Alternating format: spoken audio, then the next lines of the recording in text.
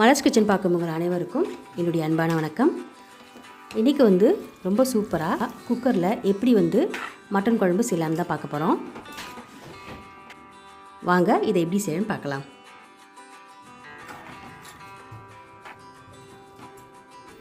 Stove on பண்ணி குக்கரில் தேவையான அளவு எண்ணெய் ஊற்றிக்கலாம்.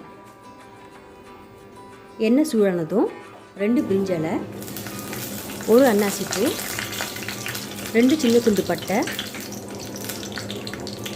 2 ஏலக்காய், 2 லவங்கம் சேர்த்து கொஞ்சம் வாசனை வந்தவுடன்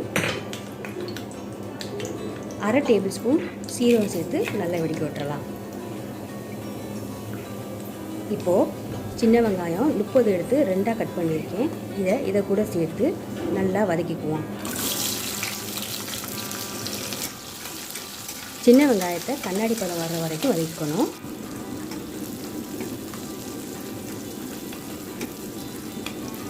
வெங்காயம் கண்ணாடி பதம் வந்த உடனே நல்ல வாசனைக்கு கொஞ்சமாக கருவேப்பிலை சேர்த்து மிக்ஸ் பண்ணிக்குவோம். அடுத்ததாக கட் பண்ணி வச்சுருக்க 2 தக்காளி பழத்தை சேர்த்து நல்லா தக்காளியை வதக்கிக்கணும். தக்காளி நல்லா வதங்கியதும் இதில் ஒரு 2 டேபிள் ஸ்பூன் இஞ்சி பூண்டு விழுது சேர்த்துக்கணும். இஞ்சி பூண்டு அரைக்கும் போதே 2 பச்சை மிளகாய் சேர்த்து அரைச்சிட்டேன். நல்லா இஞ்சி பூண்டுடைய பச்சை வாசனை போகும் வரை வதக்கலாம். இஞ்சி பூண்டு நல்லா வதங்கியதும் சுத்தம் பண்ணி வச்சுருக்க மட்டனை சேர்த்துக்கணும். நான் இன்றைக்கி மட்டன் குழம்பு செய்கிறதுக்கு 1/2 கிலோ மட்டன் எடுத்திருக்கேன். இப்போ இதோட 2 டேபிள் ஸ்பூன் மிளகாய்த்தூள், 2 டேபிள் ஸ்பூன் மல்லித்தூள், 1/2 spoon mutton masala, 1/2 spoon garam masala, 1/2 spoon மஞ்சத்தூள், கடைசியாக தேவையான அளவு கல் உப்பு சேர்த்து நல்லா எல்லாத்தையும் ஒரு 3 நிமிஷம் வதக்கிக்குவோம். மட்டனை மசாலா பொடி கூட 3 நிமிஷம் வதக்கின பின்னாடி 2 கப் அளவு தண்ணீரை அளந்து இதில் சேர்த்துக்கணும். தண்ணீரை சேர்த்து எல்லாத்தையும் நல்லா கலந்து மூடி வச்சிடலாம். இப்போது மூடி போட்டு இதில் வெயிட் போட்டு ஒரு 6-7 விசில் விட்டு நல்லா மட்டனை வேக வச்சுக்கலாம். மட்டன் வேக கொஞ்சம் நேரமாகும், அதனால் ஒரு 6-7 விசில் விட்டு ஸ்டவ் ஆஃப் பண்ணிடலாம்.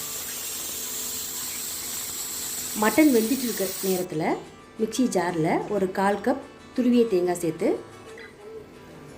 கொஞ்சமாக தண்ணீர் சேர்த்து நல்லா மையாக அரைச்சிக்கலாம்.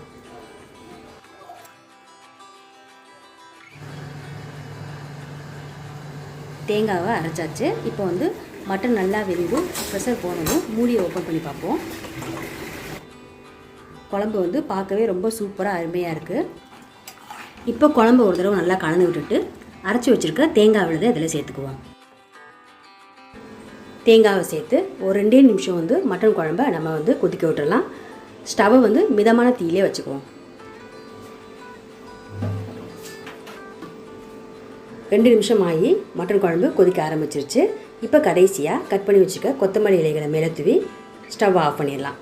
இவ்வளோதாங்க, சூப்பரான மட்டன் குழம்பு ஆயிடுச்சு. இந்த வீடியோ உங்களுக்கு பிடிச்சிருந்துச்சுன்னா லைக் பண்ணுங்கள், ஷேர் பண்ணுங்கள், அப்புறம் கூடவே மலர்ஸ் கிச்சனுக்கு சப்ஸ்கிரைப் பண்ணிடுங்க. மீண்டும் பார்க்கலாம். நன்றி, வணக்கம்.